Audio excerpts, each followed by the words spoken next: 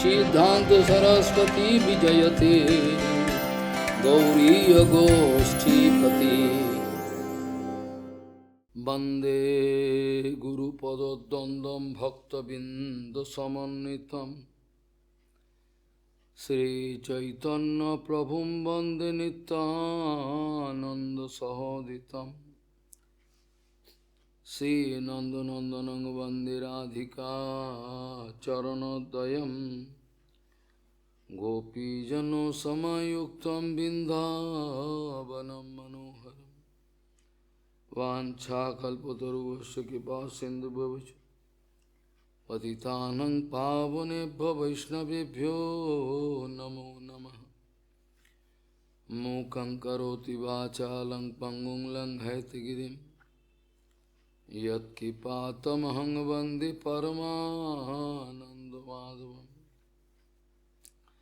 वृंदावै तुलसीदेव वै पिया वै केशवस्य च कृष्णभक्तिपदे देवी सत्त्ववत्त्वयि नमो नमः। नारायण नमस्कृत्य नरं चैव नरोत्तमं देवीं सरस्वतीं व्यासं ततो जयो मुदीरये।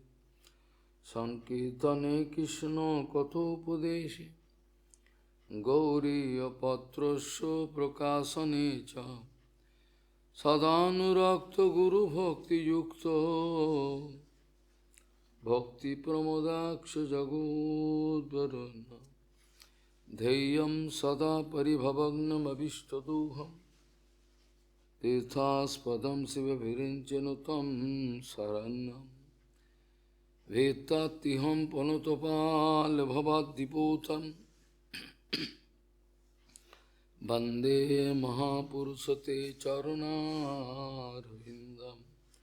यत्पादपल्लवनखचंदमनिच्छटाय विस्फुरिजित किमपि गभवधू स्वदर्शि पूर्णानुरागर सुसागर सारमूर्ति साराधिका मयि कदा कृपां करोसि।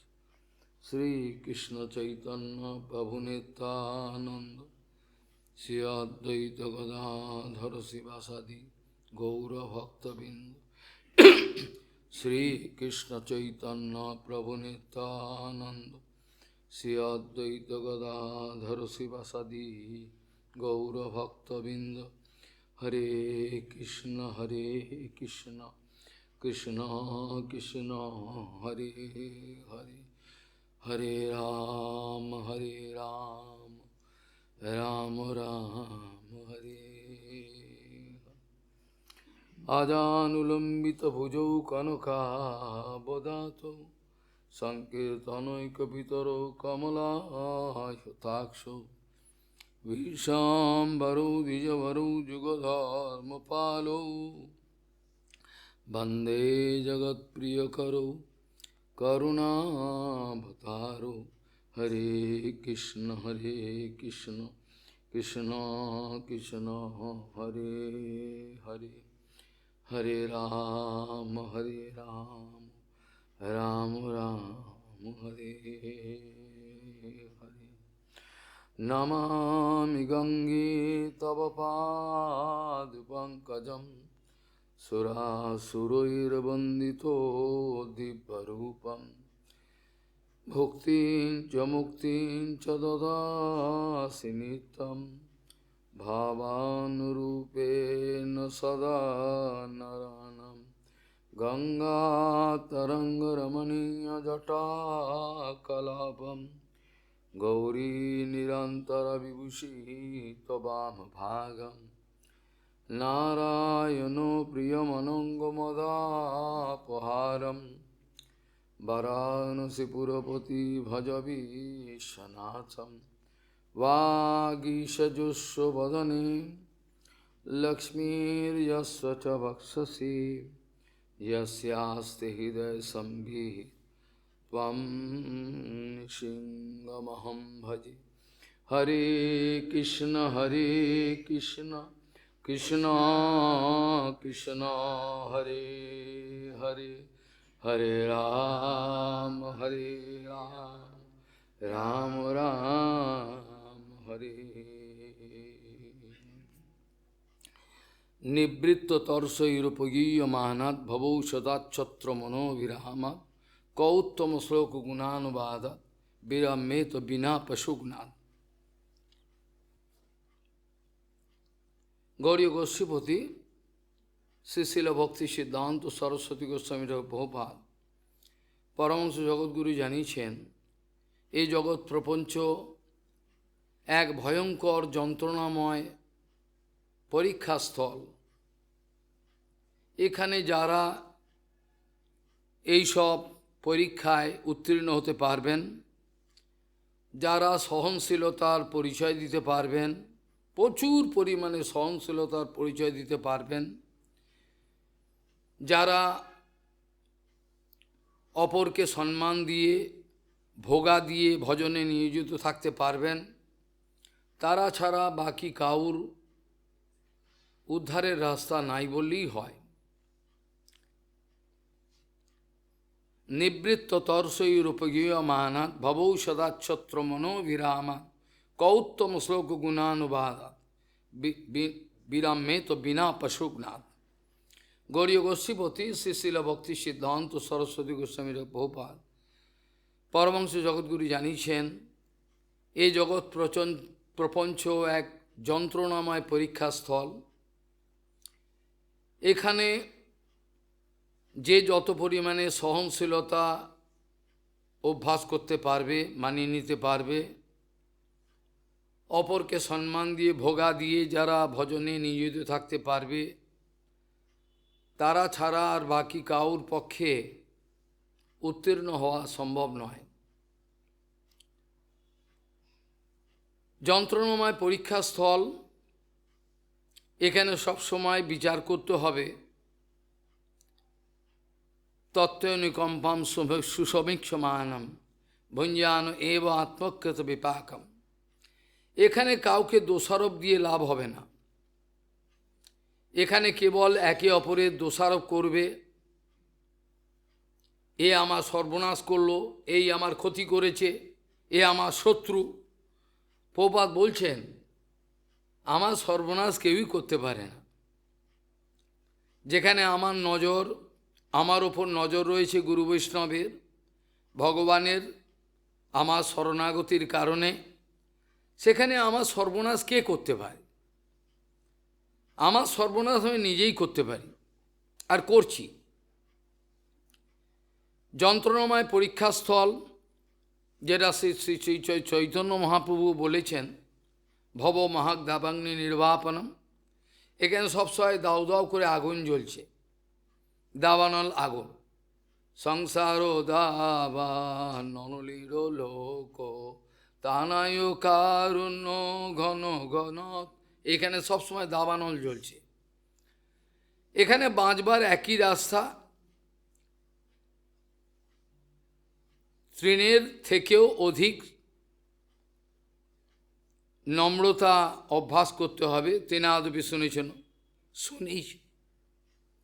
প্রভুপাদ বলছেন, আমি যদি তৃণের মতো হয়ে যাই তাতে কি ক্ষতি? আমি যদি তৃণের মতো হই তাতে কি ক্ষতি? বলে তাতে ক্ষতি আছে। তাতে লোকে মারিয়ে যাবে, মাথাটা নিচু করবে বটে পায়ের চাপে, আবার পাটা সরিয়ে না মাথার উঁচু করবে। মাথা উঁচু করা চলবে না, যাতে ছাগল গোমাতা কোনো রকমভাবে খেয়ে ফেলতে না পারে, এতটাই ছোট হয়ে যেতে হবে। এতটাই আমাকে সহিষ্ণুতা সম্পন্ন হতে হবে, যাতে বৃক্ষ আমার কাছে পরাজিত হবে। বৃক্ষ হরিদাস ঠাকুরের কাছে পরাজিত হয়েছিলেন। হরিদাস ঠাকুর তিনাদবি সুনিচের থেকেও অধিক কেন বললেন?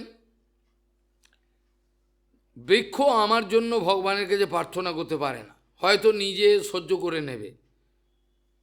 বৃক্ষ যেন কাটিলেও কিছু না বলয়, শুকাইয়া মইলে কারে কিছু না মাঙয়। যেই যা মাঙে তারে দেয় আপন ধন, ঘর্ম বৃষ্টি সহে আনেন করে রক্ষণ। এটা তো ঠিকই কথা, এটা আপত্তি নেই।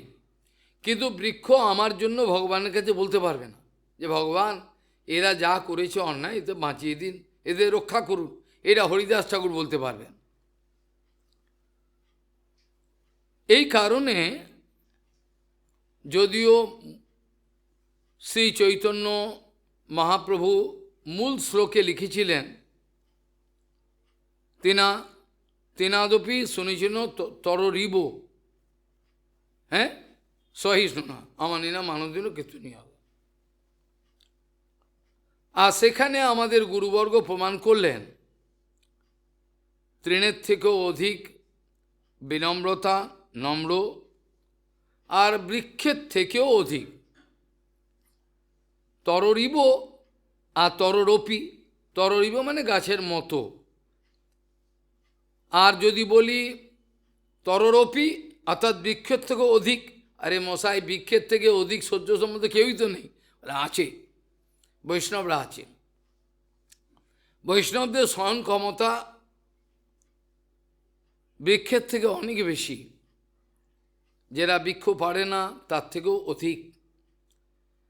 সেই জন্য বলছেন, প্রভুপাদ বলছেন, এই জগৎ প্রপঞ্চে বেঁচে থাকাকালীন অবস্থায় কেবল আমাদের কয়েকদিনের জীবনে যে সমস্ত সমস্যাগুলোর সম্মুখীন হচ্ছি সেগুলোকে সমাধান করি একে একে। বাবার অসুখ হয়েছে, মেয়ের বিয়ে দিতে হবে, ছেলের এই করতে হবে, সব সমাধান করে নি, তারপরে ভজন করব। বলে সমস্যার সমাধান কোনোদিনই হবে না,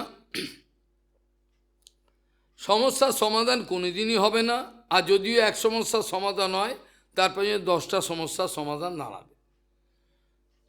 সমুদ্রের ঢেউগুলো নিরন্তর আছড়ে পড়ছে কূলেতে। সমুদ্রের ঢেউ কবে শান্ত হবে তখন আমি স্নান করব সমুদ্রে। এখন আমার ঢেউ দেখে ভয় লাগছে, এখন চান করা যায়? গেলে তো ধাক্কা মেরে ফেলে দেবে। সমুদ্রের ঢেউ কোনোদিনই থামবে না, সৃষ্টির এইটি রহস্য। আর ওর মধ্যেই স্নান করার অভ্যাসটা জানতে হবে। নুলিয়ারা শিখিয়ে দিয়েছিল যে যখনই ঢেউ আসবে তখনই মাথাটাকে টুক করে নিচু করে ফেলবে, ওপর দিয়ে চলে যাবে। এইভাবে তারা আমাদের শিখিয়ে দিয়েছিল, এভাবে স্নান করলে কোনো অসুবিধা হবে না। ঠিক সেরকমভাবে আমাদের একের পর এক সমস্যাকে সমাধান করে নিয়ে পরে গোঁপে তেল দিয়ে শান্তিমতো আমি ভজন করব, এটা হয় না। ভজন যারা করেন তারা সর্বদাই প্রতিকূল পরিস্থিতির জন্য তৈরি থাকেন। যারা বাস্তবিক ভজন করেন তারা সর্বদাই প্রতিকূল পরিস্থিতির জন্য সর্বদা তৈরি থাকেন। কখন কোন পরিস্থিতি আসবে, পরিস্থিতিকে ঠান্ডা করে নিয়ে ভজন করব সেটা তো দূরের কথা। তারা বলেন আমার বিপরীত পরিস্থিতি দিন ভগবান, বিপদহ সন্তু তত্ত্ব তত্ত্ব জগৎগুরু কুন্তিদেবী বলছেন, আমাকে বেশি করে বিপদ পাঠান। বলেন কি বিপদ কেউ চায়? হ্যাঁ, সবচেয়ে বুদ্ধিমান ব্যক্তি বিপদ চায়। বিপদ পাঠিয়ে দিন, তাহলে আমি সোজাভাবে চলব। যে একটু অনুকূল পরিবেশ হবে তখন আমি নোংরা পথে যাব, এদিকে নজর দেবো, ওদিকে নজর দেবো। ওই জন্য আমাদের শরীর খারাপ, আমাদের বিভিন্ন রকম বিপরীত পরিস্থিতিগুলো, আমাদের যে বিপরীত পরিস্থিতিগুলো, এগুলো সবগুলোকেই ভগবত ভক্ত অনুকূল দর্শন করেন, অর্থাৎ বৈকুণ্ঠ দর্শন করেন।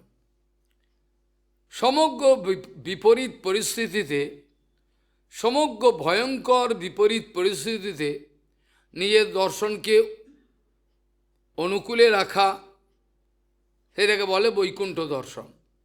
এটা সবার পক্ষে সম্ভব না। এরা যখন বাস্তবিক সদ্গুরুর কৃপা পান, যারা বাস্তবিক পক্ষে সদ্গুরুর কৃপা পান, তারা ছাড়া কেউই প্রতিকূলকে অনুকূল করে নিতে পারেন না। তারা এই সংসার সমুদ্রের তরঙ্গেতে আছড়ে পড়েন, আর তাদের জীবনান্ত হয় বললেও অত্যুক্তি করা হয় না। প্রভুপাদ বলছেন, জীবের বিপরীত রুচিকে প্রভুপাদ জানাচ্ছেন জীবের এই যে ভয়ঙ্কর বিপরীত রুচি, এই বিপরীত রুচিকে পরিবর্তন করার যে প্রচেষ্টা, এটা সর্বাপেক্ষা দয়াময়গণ অর্থাৎ বৈষ্ণবগণের কার্য। বৈষ্ণবের বেশ নেওয়া আর ব্যভিচার করা, অন্যায়কে প্রশ্রয় দেওয়া, এগুলো বাস্তবিক যারা গুরু তারা করেন না, বৈষ্ণব করেন না। বৈষ্ণব কোনোদিন অন্যায়ের সঙ্গে আপোষ করেন না, অন্যায়ের সঙ্গে আপোষ করেন না। প্রভুপাদ জানাচ্ছেন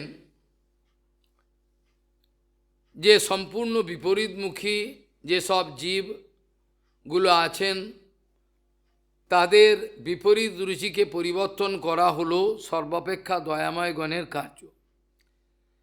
বাকি পিতা মাতা ভাই বন্ধু তথাকথিত গুরু পরিবার পরিজন, আমার যা কিছু স্বামী স্ত্রী যা কিছু থাকবেন, তারা ন্যূনাধিক সবাই নিজের স্বার্থ নিয়ে ব্যস্ত। তারা মুখের সামনে প্রকাশ করবেন না, কিন্তু তাদের আচরণে তাদের কথাবার্তায় বোঝা যায় তারা সম্পূর্ণ স্বার্থপর, বা সম্পূর্ণ স্বার্থপর হলেও বাইরে প্রকাশ করেন না, বাইরে অন্যরকম ভালো মানুষই দেখান। জীবে দয়া কাজটা বৈষ্ণব ছাড়া আর সমাজের অন্য কোনো সমাজ সংস্কারক দেশপ্রেমিক এদের থাকতে পারে, এটা গ্যাঁজাখুরি কথা, এটা হয় না। জীবে দয়া কাজটা একমাত্র বৈষ্ণবের দ্বারাই সম্ভব, বাস্তবিক বৈষ্ণব। বৈষ্ণবের বেশ নেওয়া, গুরুর কাজ করা, লাল কাপড় নীল কাপড় হলদে কাপড় পরা, সাদা কাপড়, এগুলো আমি বলছি না, এগুলো বড় একটা বিষয়, গুরুত্বপূর্ণ নয়। সবসময় গুরুত্বপূর্ণ বিষয় হলো যে আমাকে আমার বিপরীত রুচি সম্পন্ন আমি হলেও আমাকে কোনো মতে আমার ইচ্ছা মতো চলতে দিচ্ছেন না। আমার যে খামখেয়ালি ভাব, গুরুপাদ পদ্ম আমাদের রুচির অনুকূলে কোনো কথা বলেন না, তাই জন্য তারা খুব খারাপ লোক। গুরুপাদ পদ্ম আমাদের রুচির অনুকূলে কোনো কথা বলেন না, তাই জন্য তারা খুব খারাপ লোক, বদমাস লোক।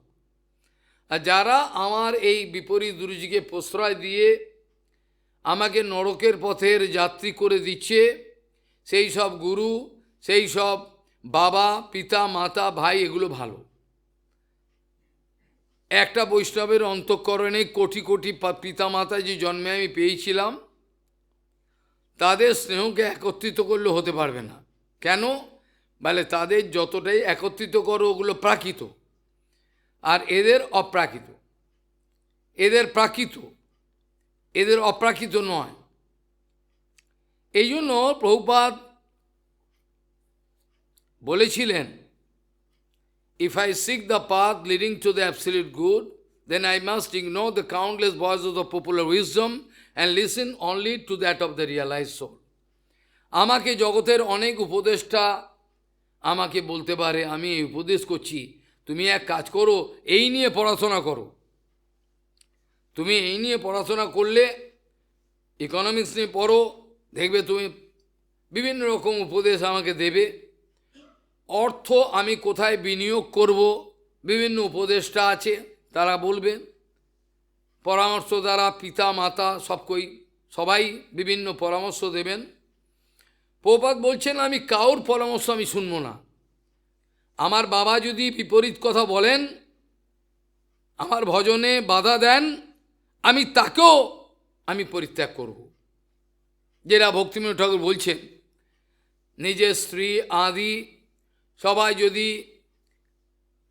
ভয়ঙ্কর ভজন বিপরীতমুখী প্রক্রিয়া তারা অবলম্বন করেন, তাহলে ভক্তিবিনোদ ঠাকুর বহু যত্নে তাদের সঙ্গ ত্যাগ করবেন।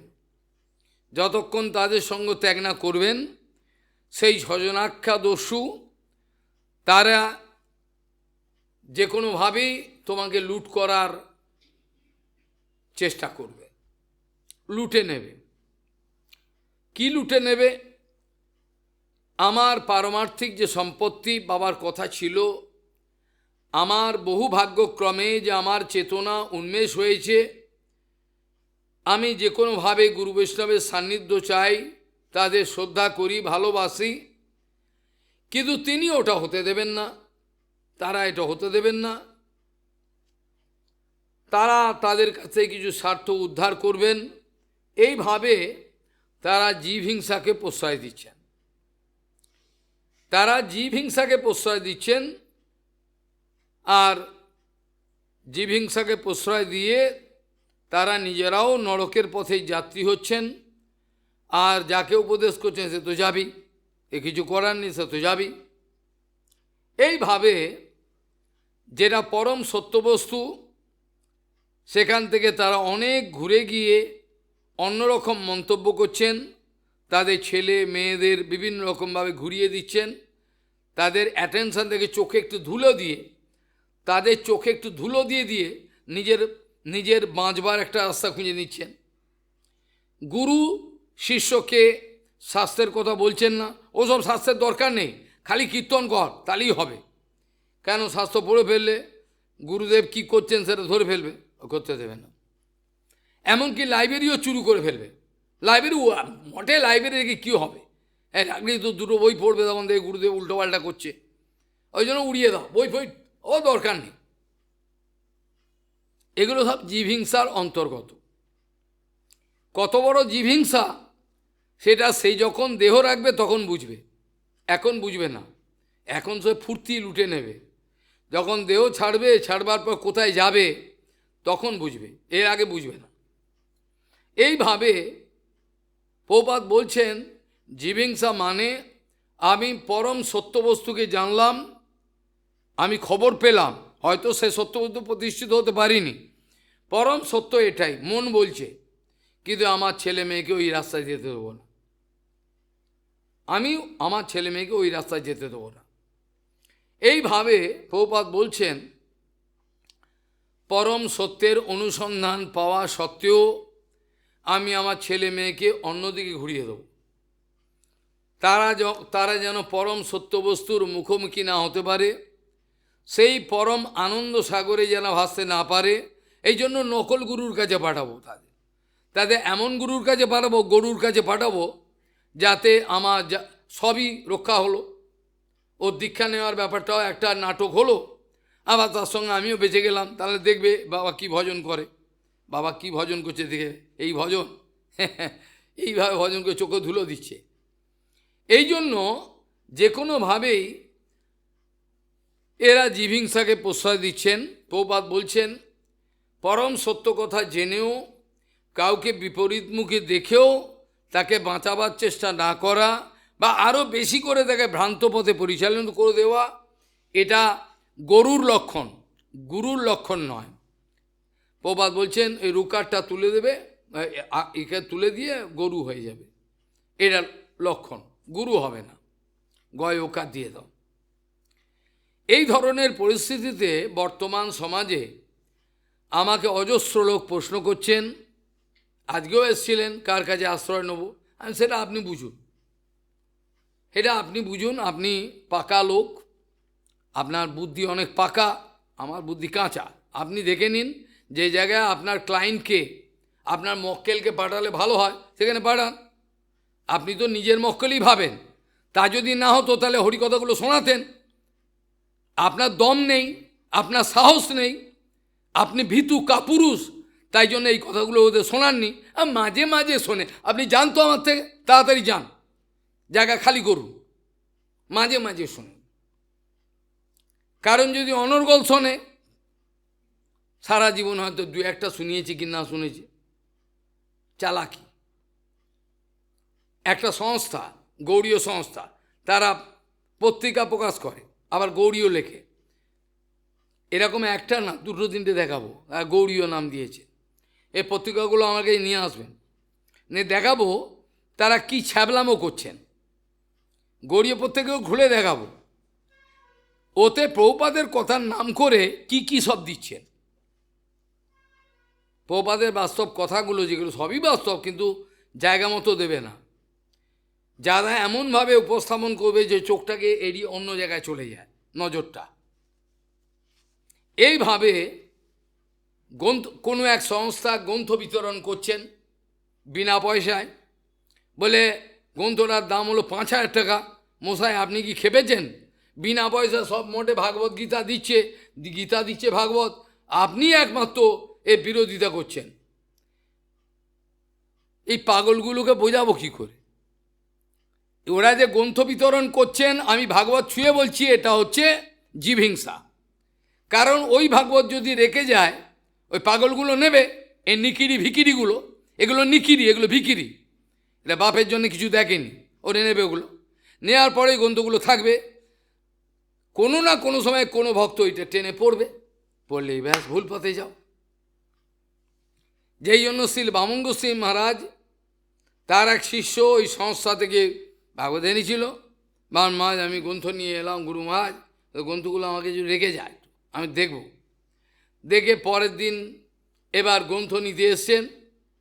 আসার পরেতে তিনি আমাদের গৌড়ীয় মঠের সংস্করণের গ্রন্থটা ওকে দিয়েছে। গুরু মহারাজ আমার গ্রন্থগুলো কোথায় গেল? ওগুলো পড়তে হবে না, তুই এগুলো পড়, ওগুলো আমি যা করার করবো, এগুলো পড়, পয়সা লাগলে তুই নিয়ে যা, যদি মনে করি ওগুলো দামি, এটা কম দামি, পয়সা নিয়ে যা। এটা জীবহিংসা হলো, সামহাউ টু মিসগাইড পিপল। আজ না হলো আমার ভবিষ্যৎ প্রজন্ম এরা বিপথে যাবেই। এরা টাকা পয়সা, আনন্দ, উৎসব, ফুর্তি এগুলোই খুঁজবে। এরা কি ভগবানকে খুঁজবে? আমাকে কে প্রমাণ করতে পারে? এখানে কে আছে? যদি সমাজে আমাদের বৈষ্ণব সমাজে কে আছে, কার দম আছে? দেশে নৃসিংহদেব শুয়ে বলবে যে আমি ভগবানকে চাই, আমি কিছু চাই না, বলতে পারবে না। তাদের দম নাই, তাদের দমই নাই, বলতেই পারবে না, ভয় করবে, হাত কাঁপবে। এইটাকে বলা হয় জীবহিংসা। যে কোনোভাবেই আমি সবাইকে সত্যের অনুসন্ধান না দিয়ে বিপরীত পথে চালিয়ে দেবো, এটাকে বলে জীবহিংসা। কোনো এক মূর্খ সংস্থা, কোনো মিশন, তারা বলছেন অন্যরকম কথা। আবার সরকার বিভিন্ন স্টেশনে লিখে দিয়েছেন অহিংসা পরম ধর্ম। কত বড় ছাগল সরকার! অহিংসাটা পরম ধর্ম হয় কখনো? অহিংসা তো একটা এথিক্যাল ক্যারেক্টার। আমি কাউকে হিংসা করব না, ইট ইজ কোয়াইট ন্যাচারাল। এটা পরম ধর্ম হলে কি? পরম কাকে বলে, ধর্ম কাকে বলে, এই ছাগলগুলো তাই জানে না, কিছুই খবর রাখে না। এইভাবে জীবকে ভ্রান্ত পথে পরিচালনা করছে। তারা মনে করছেন মানুষকে কাটা, মানুষকে ওটাই, আর বাকি জীবগুলো যে সেগুলোকে আর জীব বা প্রাণী মনে করছেন না। প্রাণ আছে যা সেই প্রাণী, তারা মনে করছেন না। তারা মনে করে মুরগি কেটে খাওয়া যায়, ওটাতে কোনো পাপ নেই, মানুষকে ওই জন্য জীবে প্রেম করে যেই জন সেই জন সেবি। কত পপুলার দেখুন, দেখি সারা জগৎ এই বিষ মেশানো এই দুধটা খাবে, এসব মরবে, কিচ্ছু করার নেই। জীবহিংসার কথা বলতে গিয়ে প্রভুপাদ বলছেন, জীব, এ শরীরটাকে জীব বলা হয় না। এই যে রক্ত মাংসের পুঁজের যে ঢেলাটা, এই যে একটা বস্তা, মলমূত্রের বস্তা, এটাকে কখনো জীব বলা হয় না। যার জীবন আছে তাকে জীব বলা, তার ভেতরে যে আত্মাটা, তাকেই বলা হয় জীব। তার প্রতি হিংসা করা মানে হলো তার ভগবানের কাছে যাওয়ার রাস্তাটা অবরুদ্ধ করে দেওয়া। বোঝা গেল? জীবহিংসা কথাটার বাস্তবিক অর্থ যদি মানা যায়, তাহলে ওই জীবাত্মার যেটা স্বাভাবিক গতি ভগবানের কাছে যাওয়ার কথা ছিল, ওখানে না গিয়ে ঘুরে দিলাম। জ্ঞান, কর্ম আদি বিভিন্ন রকম বুজরুকি দিয়ে জীবকে ভুলিয়ে দিলাম, আর যে পারমার্থিক রাস্তা খুঁজে না পায়। প্রভুপাদ বলছেন এইটাই বাস্তবিক জীবহিংসা। যার জীবন আছে সেই আত্মা শরীরের ভেতরে, এই হৃদয়ের ভেতরে লুকিয়ে রয়েছেন। তাকে তার ন্যাচারাল যে ফাংশন, যেটা প্রভুপাদ প্রায় বলতেন, bhakti is the natural function of your soul. আত্মার স্বাভাবিক গতি হলো ভগবানের কাছে যাওয়া, সেটা আমি যেতে দেবো না। জলের স্বাভাবিকই গতি হলো নিম্নগামী, জল তরল এবং জল সবসময় নিম্নগামী হয়। কিন্তু জল যখন কঠিন হয়ে যায় তখন তো একটা মারলেই মরে যাবে লোক, ঢেলা মারলে। এইভাবে জীবের যে স্বাভাবিক গতি, সেই গতিকে অবরুদ্ধ করে দিয়ে আমি ভুল পথে চালিয়ে দেবো, তাদেরকে সত্য জানতে দেবো না। তাতে আমার বাজার খারাপ হয়ে যাবে, আমার যে বাজারটা খারাপ হয়ে যাবে, ইনকামের বাজার। এটাকে বলে সর্বাপেক্ষা অধিক জীবহিংসা। এর চেয়ে বড় জীবহিংসা আর হতে পারে না। এটা ভয়ঙ্কর জীবহিংসা। এই জন্য বলছেন যে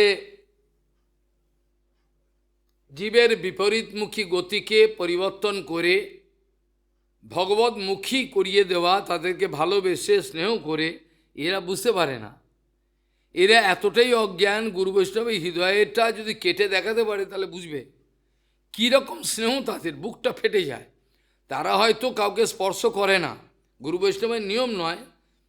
আমি এই কার্তিক মাসে ওরা জানে, কতগুলো বাচ্চা আমেরিকা থেকে এসেছিল মার সঙ্গে। আমি শেষের দিনেতে আদর করে বললাম, দেখ, ইংরেজিতেই বললাম, না আমি তো সন্ন্যাসী, কাউকে স্পর্শ করতে পারি না। আমি যে তোদের চুমু খাবো আমি পারবো না, কাজে এইটা চুমু নে, এরম ভাই দিয়ে দেন। হেসে কত করি, আমি তাদেরকে ধরে চুমু খাতে পারবো না। যদি আমি ভালো লাগছে, বাচ্চা অনেক ছোট ছোট আসে, কিন্তু আমার পক্ষে সম্ভব না।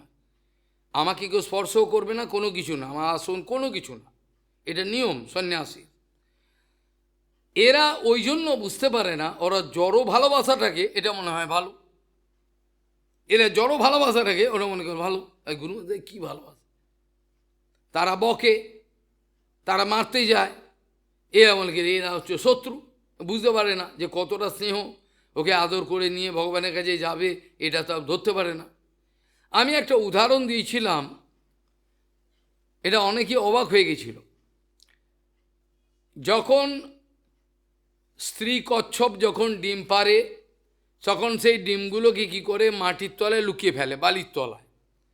কারণ তা যদি না করে তাহলে ওই বেটা ছেলে বাবাটা এসে ওই ডিমগুলো খেয়ে নেবে। ওই জন্য সেখানে ডিম পরে তাড়াতাড়ি ওটা মাটি দিয়ে চাপা দিয়ে তাড়াতাড়ি পালিয়ে যায়। কেন, যদি না পালায় ওখানে থাকে ও সন্দেহ করবে, খুঁড়বে চারিদিকে।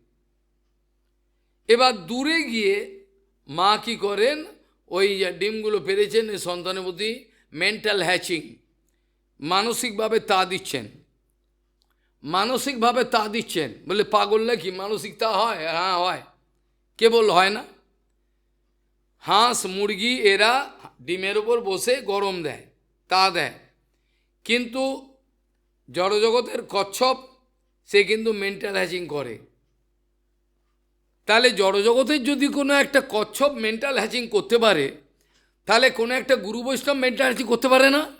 আমি প্রমাণ করে দেবো, আমি ভাগবত সামনে নিয়ে বলছি, তুই দূরে চলে যাও, অনেক দূরে, 1000 মাইল দূরে থাকো, 2000 মাইল, আমি এখান থেকে তোমাকে মেন্টাল হ্যাচিং করব, যদি তোমার শ্রদ্ধা থাকে আমার উপর।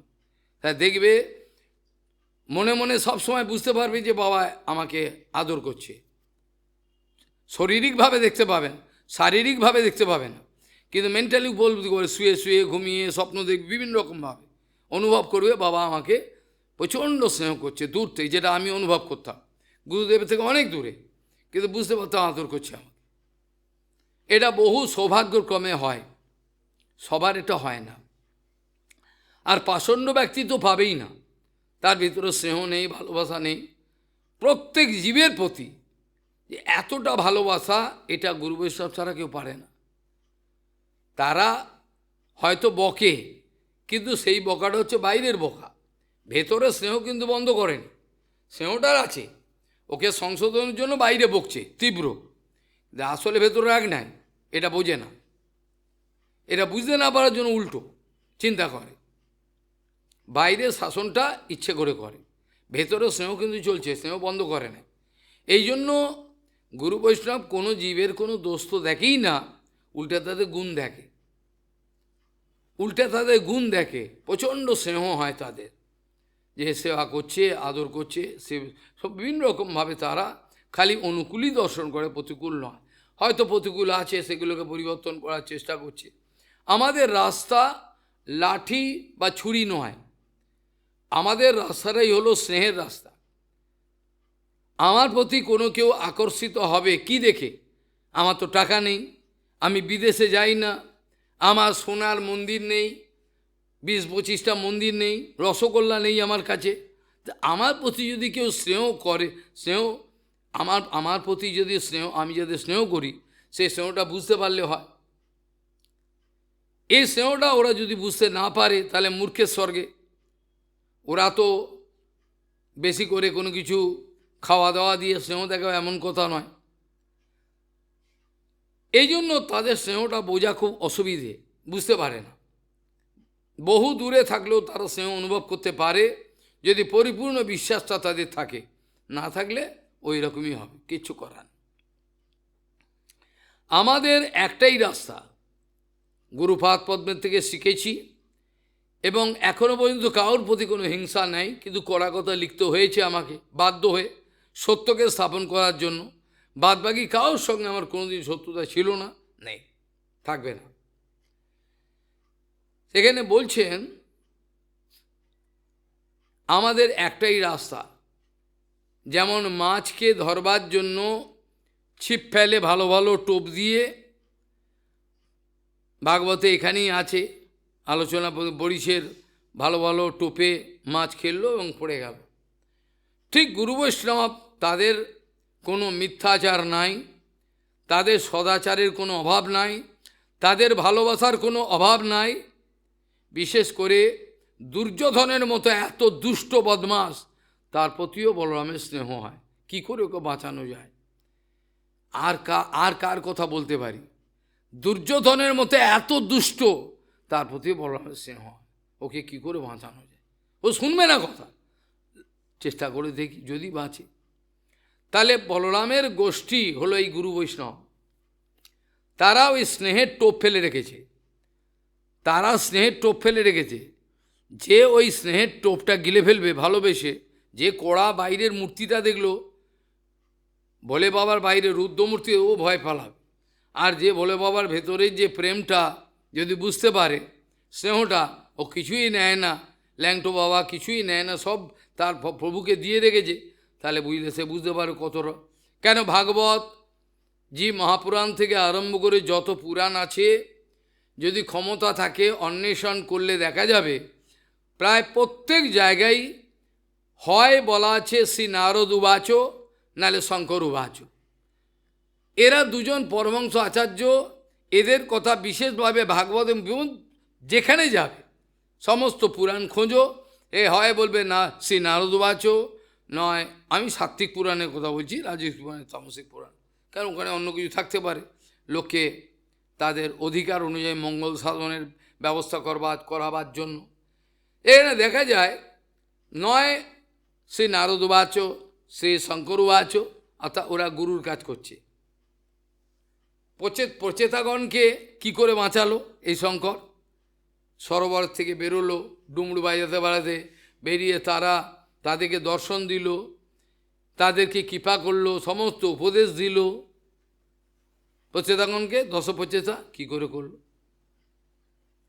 এদের এত বড় স্নেহ যে ভোলে বাবা দেখুন যত বিষ বেরিয়েছিল সাগর মন্থনে, ওটা যদি ভোলে বাবা না পান করতেন, তাহলে আজকে সমগ্র জগৎ জ্বলে পুড়ে ছাই হয়ে যেত। এই তো সাধারণ বিষ নয়, হলাহল বিষ, সমগ্র জগৎ পুড়ে ছাই হয়ে যেত। আজকে ভোলে বাবা দয়া করেছিলেন বলেই তিনি ওই বিষগুলোকে নিজে পান করে নীলকণ্ঠ হয়েছিলেন, আর আমাদেরকে জীবন দান করেছিলেন কীভাবে বাঁচায়। এ কথা আমরা বুঝি না। ওই জন্য বৈষ্ণবগণ যত অত্যাচার করে গোপনে গোপনে সেই সব বিষগুলো তারা পান করে, আর অমৃতগুলো সবাইকে দান করে, তোরা খা। এগুলো যারা অভক্ত মূর্খ তারা বুঝতে পারে না, অনুভব করতে পারে না, তাদের বুঝবার ক্ষমতাও নেই। কেন? হৃদয়টা পাষাণ হয়ে গেছে। হৃদয়টা বিষয়ের সঙ্গে থেকে থেকে এতটাই পাষাণ হয়ে গেছে, সেখানে বিন্দুমাত্র গুরু বৈষ্ণবের নম্র আচার, স্নেহ, ভালোবাসা কোনোটাই রেখাপাত করে না। কোনোটাই রেখাপাত আমি বুঝতে পারি না। এরকম ধরনের আমার হৃদয় বিষয়ের সঙ্গে থেকে থেকে পাষাণ হয়ে গেছে। এর কোনো সমাধান পাওয়া খুবই কঠিন। যদি কারোর ভাগ্যে হয় তাহলে খুবই ভালো। তাই জন্য বলছেন নিবৃত্ত তর্ষৈরূপগীয় মানাত ভবৌ সদাচ্ছত্র মনোবিরামাত ক উত্তম শোক গুণানুবাদ বিরাম্যে তো বিনা পশুগুণা। নিবৃত্ত তর্ষ মানে হচ্ছে তৃষ্ণা। নিবৃত্ত তর্ষ মানে যার সাংসারিক সুখভোগ আনন্দ জগতের এনাফ অফ ইট, আমি দেখে নিই যে আর চাই না। যার এরকম বিচারটা এসছে, যিনি এখনও বলছেন আমার ভালো লাগে চাটনি খাবো, তার কথা আমি বলছি না।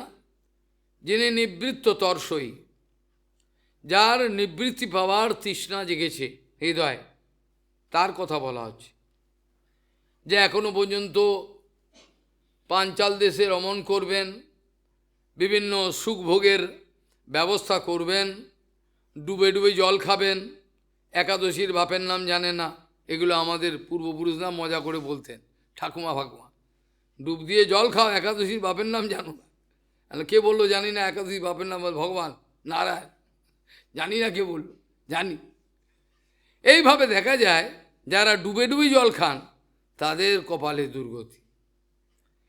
যারা পরিষ্কার বলে দেবেন দেখুন আমার হৃদয় খুলে দিলাম, এই আমার হৃদয়ে আছে কত দুর্গন্ধ দূষিত বস্তু, এবার আপনার দয়া হলে এগুলো পরিষ্কার করে আমাকে সংশোধন করে আমাকে ভগবানের চরণে নিয়ে চলুন। আপনি তো পারেন না, কীর্তনেই খালি আমরা গাই, বিশ্বাস নেই। কৃষ্ণ সে তোমার, কৃষ্ণ দিতে পারো তোমারও, এগুলো আমরা গাইতে হয় গাই, আমাদের বিশ্বাস নেই ভগবান দিতে পারবে কি করে। কৃষ্ণ সে তোমার, কৃষ্ণ দিতে পারো, মুখে গাইতে পারো, যেটা বংশীদাস বাবাজিমা বলতেন, তুমি তো গাইয়াই গেলা, যার ফাটলো তার ফাটলো, তুমি তো গাইয়াই গেলা, এই হলো আমাদের গান। তাহলে নিবৃত্ত তর্ষই রূপকীয় মানাত, যে এই সাংসারিক সুখভোগ এ থেকে নিবৃত্ত হয়ে গেছেন। আজ যদি ভগবান এত কষ্ট না দিত, এত অত্যাচার না করত, তাহলে কখনোই আমি ভগবানের কথা আমার মনে পড়তো না। পড়তো কি? আর চারিদিকে আমার রাস্তা বন্ধ, আমার অবলম্বন জীবনের কেউ নাই, কেউ আমায় ভালোবাসে না, কেউ আমার স্নেহ করে না, সব ডাকাত, কে আমার গলা কাটবে, কে আমাকে ভোগ করবে, এই বাসনা। এই পরিস্থিতিতে একমাত্র বাঁচবার রাস্তা একটাই, এটা কি? গুরু বৈষ্ণবের সাহারা গ্রহণ করা। জগতের লোক, সমগ্র লোক আমার বেইমানি করলেও গুরু বৈষ্ণব বেইমানি করেন না, কোনোদিনও না। ভগবান চালাকি করতে পারেন, আমাকে বিপদে ফেলতে পারেন, কিন্তু গুরু বৈষ্ণব বিপদে ফেলবেন না, এটা নিয়ম। কাজেই এই অবস্থা থেকে, অর্থাৎ চারিদিকে অত্যাচার, আমার জীবনের আশা প্রায় স্তিমিত হতে চলেছে, আমার অবলম্বন কেউ নাই, সবাই আমাকে ঠকিয়েছে, অত্যাচার করেছে, এটাতে দুঃখ পাওয়ার কোনো কারণ নাই, এটাতে আনন্দ হতে হয়। আজ তারা আমাকে ঠকিয়ে, আমাকে প্রতি পদে পদে ঠকিয়েছিল, প্রতি পদে পদে বোকা বানিয়েছে সব। তাতে কী হলো? আমার সুবিধা হলো। নাহলে সংসারের এই যে ভয়ঙ্কর সংসারের প্রতি আমার বিতৃষ্ণা হতো না, হতো কি? হতো না। এগুলো অনুকূল, এগুলোতে দুঃখ পাওয়ার কোনো কারণ নেই। বরঞ্চ দুঃখ একটাই, আমি সদ্গুরু পেলাম না, আমি ভজন করতে পারলাম না, আমার জীবনটা ভগবান গুরু বৈষ্ণবের চরণে নিবেদন করতে পারে, এইটা দুঃখ। আর বাকি অত্যাচার করেছে, ভালো ভালো করেছে, করছে বলেই তো আমি ভজন করতে চেষ্টা করছি। তো অনুকূল পরিস্থিতিতে ভজন করা সম্ভব নয়, ওই জন্য গুরু বৈষ্ণব কখনো অনুকূল পরিস্থিতি চায় না, ওটা পিফো। কাজেই নিবৃত্তি, সংসারে এই চাটনি খেতে খেতে খেতে এবার যে যথেষ্ট হয়েছে, আর খাবো না, নিবৃত্ত তর্ষই রূপকীয় মানাত। তাহলে তাদের কি হবে? তাহলে তারা উত্তম শ্লোক ভগবানের গুণগান যত্র কীর্তিত হয়, যেখানে গুণগান করে, নিবৃত্ত তর্ষই রূপগীয় মানাদ ভবৌ, এটা হচ্ছে ভবরোগের ঔষধি। এটা হলো ভবরোগের ঔষধি। এই ভবরোগের ঔষধি ভগবানের নাম, ভগবানের কথা, কীর্তন, সমস্ত কিছু। এটা একমাত্র পশুঘাতী ব্যাধ, হিংস্র ব্যাধ ছাড়া আর কেউ পারে কি? আর কেউ পারে না। নিবৃত্ত তর্ষই রূপগীয় মানাদ ভবৌষধা ছত্র মনোভিরামাদ, মনকে হরণ করে নেয়। আমাকে কেউ কেউ বলে, মহারাজ কপালে তিলক থাকলে, কণ্ঠিমালা থাকলে ওরা উপহাস করে। আমি ওই জানোয়ারগুলোর সামনে একটা হরিকথা চালিয়ে দিবি, একটা, খালি একটা, 15 মিনিটে 20 মিনিটের, ওই জানোয়ারগুলো সব শিয়ালের মতো পালাবে। কণ্ঠে তারা মালা রাখবি, তিলক করে ক্রিকেট খেলতে যাবি, তিলক করে যাবি, কে কত নিন্দা করে আমি দেখি। স্কুলে যাবি, কলেজে যাবি, তিলক করে যাবি, বেটা তো ক্ষমতা থাকলে। লোকে হাসবে, কতদিন হাসবে, তারপর শুনিয়ে দিবি একটা, যে কোনো একটা কথা শুনিয়ে দিবি, দেখ ছাগল, এর চেয়ে স্মার্ট আর কেউ হতে পারে, প্রবাদের থেকে স্মার্ট আর কেউ হতে পারে না। তোদেরকে বলে বলে আমি প্রমাণ করে দেবো তো ছাগল, 2 মিনিট লাগবে। যত শিক্ষিত আছে, সায়েন্টিস্টও যাও সামনে, 2 মিনিট লাগবে প্রমাণ করতে, তোরা ছাগল, আনস্মার্ট। যত অভিনেতা আছে সব, যে আসবে আসুক। স্মার্টনেস হলো স্ট্রেটনেস, আর যার অন্তরে বাহিরে সমব্যবহার, যার বিশাল দীপ্তি, গুরু বৈষ্ণবে বিশ্বাস, যে সত্যকে ধারণ করে রেখেছে, তার বক্ষে এত বল যে তার সামনে আসে পেচ্ছাপ করে দেবে ওইসব ছাগলগুলো। ওরা স্মার্টনেস কি দেখাবে আমার কাছে? কি স্মার্টনেস দেখাবে মশাই? ওদের স্মার্টনেস মানে হচ্ছে কপটতা। আর প্রভুপাদ যখন পাগড়ি পরে যখন এই না ওভারকোট পরে যাচ্ছেন, অ্যান্ডারসন সাহেবের সঙ্গে দেখলে বোঝা যায় পৃথিবীর মধ্যে, সারা ব্রহ্মাণ্ডের মধ্যে, এমনকি পিতামহ ব্রহ্মা এতটা স্মার্ট নয়, হতে পারবে না যতটা স্মার্ট আমাদের প্রভুপাদ। এই শিক্ষা আমি পেয়েছি, আমার শিক্ষাটা প্রভুপাদের থেকে, অন্য কাউর থেকে আমি উল্টোপাল্টা নিই না কিছু। ওই জন্য রেগে যায় আমাদের গুরুদেবের। কি করব, গুরুপাদ বলে গেছেন, প্রভুপাদের কথা শুনলেই সব হয়ে যাবে, এই জন্য আমি করি, কিছু করার নেই, রাগ করার। আর আমার মতো এলি তেলি বললে কি হবে? নাই বা বললো, আমার তো নাম তো হয়েই গেছে সারা পৃথিবীতে, আর আমার মতো ক্ষুদ্র এক ব্যক্তি বললেই বা কি, না বললেই বা, এইভাবে আটকাতে হয়, উপায় নেই, কিছু করার নেই। ওই জন্য স্মার্টনেস মানে হলো স্ট্রেটনেস। চিত্ত যেথা ভয় শূন্য উচ্চ তথাশীর, কবি লিখেছে জড়জগতের। চিত্ত যেখানে কোনো ভয় নেই, ভয় কোত্থেকে আসে? কাম থেকে। যখনই আমার ভেতরে সামান্য কিছু কাম জাগবে, একটু ভোগ করবো, ব্যাস হয়ে গেল, সঙ্গে সঙ্গে আমার তত্ত্বজ্ঞান ঢাকা পড়ে যাবে। কামনাতে কি হয়?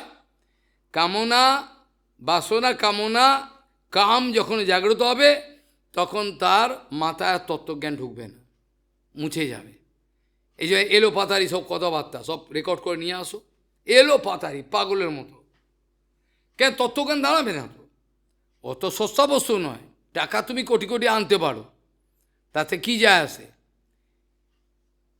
নিয়ম হলো, যেই কাম জাগবে, যে মুহূর্তে কাম জাগবে, সেই জন্য তোমার যে নির্মল চিত্তবৃত্তিতে যে তত্ত্বজ্ঞানটা ছিল, এখন মায়ার মেঘ এসে সেটাকে ঢাকা পড়ে দেবে, তোমার স্বরূপ আস্তে আস্তে ঢাকা পড়িয়ে, আর তুমি সত্য কথা বলতে পারবে না। এবার তোমাকে গল্প বলতে হবে, মিথ্যে মিথ্যে গল্প বানিয়ে বানিয়ে গল্প বলতে হবে, আর তুমি হরিকথা বলতে পারবে। সমগ্র পৃথিবী খুঁজে ফেললে 1, 2, 3 হাতে গোনা যাবে কোন কোন সোর্স থেকে বাস্তবিক সত্য কথা আসছে, বাকি সব ভুয়া। যত রেগে যাক, গালাগাল দিক, যা কিছু করুক, প্রমাণ করতে পারবে না। এই জন্য বলছেন, নিবৃত্ত তর্ষই রূপগীয় মায়ানাথ ভবৌ সদাচ্ছত্র মনোবিরামা কৌত্তম শ্লোক গুণানুবাদ বাধাত বিরামে তো বিনা। এই উত্তম শ্লোকের গুণানুবাদ থেকে কে বিরত হতে পারে? এক পশুঘাতী ব্যাধ, হিংস্র, এরা কোনো মতেই অপ্রাকৃতিক জগতের সত্য কথা শুনবেন না। তারা যাবে বাজারে বেশ্যাবৃত্তি করতে, ওইগুলো ভালো লাগে তাতে, তারা শুনবে না, ভয় পালাবে, এখানে এসব কড়া কথায় কী হবে। এরা বুঝল না, এরা বুঝল না। যে নিজের সর্বনাশ নিজে সাধন করলো আর লোককে অকারণে বদনাম দিচ্ছে। নিজের হাঁড়ি কাঠে নিজে গলাটা দিল, দিয়ে লোককে বদনাম দিচ্ছে, মিথ্যে কথা বলছে। কিছু করার নেই, সত্য শুনবেন না। প্রপাত বলছেন যদি কোথাও সত্য কীর্তিত হয়, আমি অহংকার করে বলতে পারবো না যে আপনি বলুন, আপনি সত্য কথা বলুন, আমি শুনে নেব। অত সোজা নয়, অত সোজা নয়। সত্য হলেই তুমি শুনে নেবে, তোমার কত বড় রোয়াব। সত্য শোনার মতো তোমার পরিস্থিতি আছে কি? তোমার পরিস্থিতি আছে তুমি সত্যকে মুখোমুখি হবে? তুমি মিথ্যের মুখোমুখি হবে, তুমি মিথ্যের মুখোমুখি হবে, তুমি ব্যভিচারের মুখোমুখি হবে। ওই জন্য অভিভাবকগণ ছেলে মেয়েদের বাস্তবিক অন্তঃকরণ বুঝে তাদের উপদেশ করেন না। তাদের ভেতরে একটা অহংকার থাকে, আমার ছেলে আমার মেয়ে বড় হবে, আর বড় যতদিন হবে ততদিনে সর্বনাশ হয়ে যাবে। তাকে সামলাবার ক্ষমতা থাকলে তুমি সামলাও, তোমার ক্ষমতা নেই বলে তো তাকে করলে, তোমার ক্ষমতা সামলাও, সামনে রেখে শেখাও। কত বড় তোমার শিক্ষা দীক্ষা হয়েছে দেখি, অত সোজা নয়। গুরুদেব শিষ্যের সামনে থাকতে ভয় পায় এখনকার গুরুদেব, দেখে ফেলবে, অত সোজা নয়। তাহলে আলোচনা প্রসঙ্গে আমরা দেখলাম যে পশুঘাতী ব্যাধ ছাড়া আর কেউই এই ভগবান উত্তম শ্লোক তার গুণানুবাদ থেকে কেউ বিরত হতে চায় না। এ তো অমৃতময় কথা, যার কানে কদাচিৎ কোনোভাবে খুলে গেল, একটু কানে, তাই তো ঠিকই তো কথা। এইভাবে ভগবানের কৃপা ছাড়া হয় না। কেউ মনে করে আমি ইন্টারনেট থেকে দেখে নিজ হয়ে গেছে, তা নয়। সেই দিন বাই চান্স ভেতরে যে চৈত্যগুরু প্রসন্ন হয়েছে, কোনো মতে তাকে গাইড করবে, ওই জন্য, নাহলে তো না এতদিন খোলেনি, নাও খুলতে পারত। হঠাৎ সেদিন খুললো কেন? আর ওই কথাটাই বা শুনবে কেন? যেটা নিয়ে আমার সংশয় ছিল সেই ধাক্কাটাই পড়লো, বলে পরিবর্তন হয়ে গেল। এগুলো জানতে হবে ভগবানের অশেষ করুণা। এটা বাই চান্স হয়ে গেছে, এটা অসুরের বিচার, এটা অসুরের বিচার। কপাল ভালো না থাকলে হয় না, ভগবান সন্ধান দেয় না। থাক অতি পড়ে থাক, থাক অতি পড়ে থাক, খা নরকের জল, ভজনের নাম করে খা ভালো করে। কোন গুরুর থেকে আশ্রয় নিয়েছিস সেবার বিচার করে দেখ, মানে বলছে এই অবস্থা।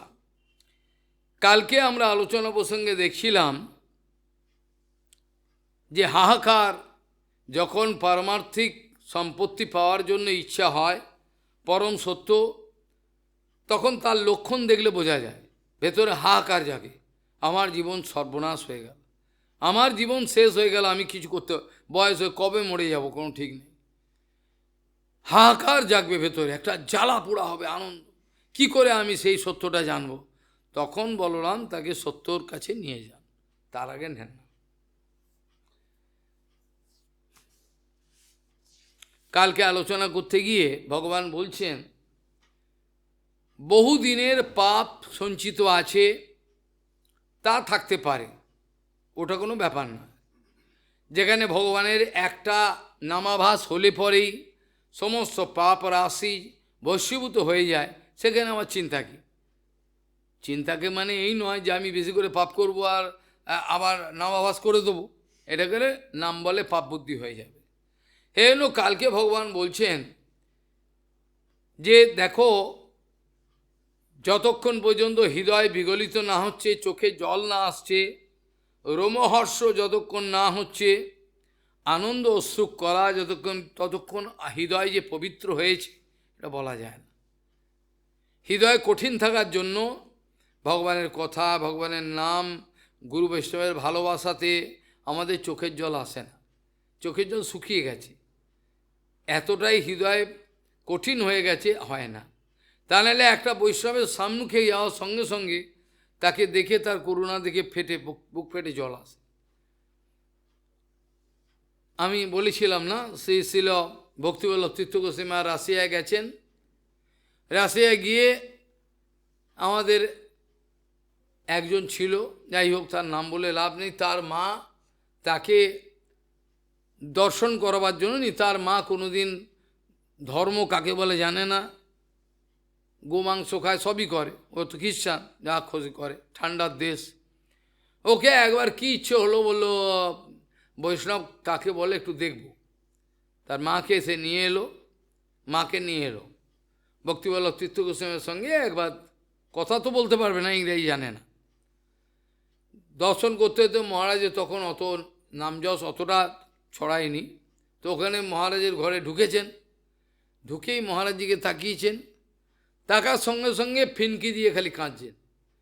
ও বলছে আমি, আমার মা কেন কাঁদছে না তা জানি না, কেন যে কাঁদছেন, কান্না থামছে না, খালি মহারাজকে তাকিয়ে রয়েছেন, হাও করে কাঁদছেন। তার মানে কি হলো? এইটা প্রমাণ হলো, বৈষ্ণব দর্শনে পবিত্র করো, এই তোমার গুণ, এটা প্রমাণ হলো। মানে সেই জন্ম জন্মজনে যে পাপ করেছিল, এই বৈষ্ণবের সামনে এসে দর্শন করলো, প্রণামও করতে জানে না, ওরা প্রণাম কাকে বলে জানে না। এই দর্শনের সঙ্গে সঙ্গে তার জল আসতে আরম্ভ করল, কারণ সে অপরাধটা করে নাই। আর আমাদের লক্ষণটা কি, আমরা অপরাধ করে ফেলেছি, আমরা অপরাধ করে ফেলেছি, এই জন্য আমাদের চোখে হৃদয় বিগলিত হয় না, প্রেম হয় না। যে ভজন এক মুহূর্ত করলে পরে ব্রহ্মাণ্ড পরিবর্তন, মানে দর্শন পরিবর্তন হয়ে যায়, আমাদের হয় কেন? অপরাধ হচ্ছে, নাম অপরাধ আদি বিভিন্ন রকম অপরাধ বৈষ্ণব বিভিন্ন হতে থাকছে, এই জন্য আমাদের হয় না। কিন্তু এই অপরাধগুলোকে নিজেকে নিষ্কপট করে নেওয়া, স্বীকার করে যে কোনোভাবেই নিজের সমস্ত কিছু উজাড় করে দিয়ে পরিষ্কার করে বৈষ্ণব কৃপা করার জন্য দাঁড়িয়ে রয়েছেন। তাদের শক্তি কেউ নিতে পারছে না, তারা দেবে না তা নয়, তারা দেবে না। যারা আমার কাছ থেকে শয়ে শয়ে কিলোমিটার দূরে, তাদেরকে তুমি ফোন করে জিজ্ঞাসা করো, যাদেরকে আমি স্নেহ করি, ফোন করে জিজ্ঞাসা করো, তুই বুঝতে পারছিস বাবা স্নেহ করে? বুঝতে পারবে, পরিষ্কার বয়ে যাচ্ছে, এরা বুঝতে পারে। কাজেই এগুলো গল্প কথা নয়, যারা অনুভব করেছেন, যারা অপরাধ করেন নাই, তারা ধীরে ধীরে ধীরে ধীরে এই পর্যায়ে উঠে অনুভব করতে পারবেন। এরা বলছেন, যতক্ষণ পর্যন্ত কথং বিনা রোম হর্ষম দ্রবতা চেতসা বিনা, বিনা আনন্দ শ্রুকলয়া শুদ্ধেদ ভক্তিয়া বিনাশয়। কিভাবে লোমকূপ খাড়া না হলে, চোখের জল না এলে, আনন্দ অশ্রুকলা না পড়লে, গদগদ বচন না হলে তার ভক্তি হয়ে গেছে, এটা গেঁজাখুরি।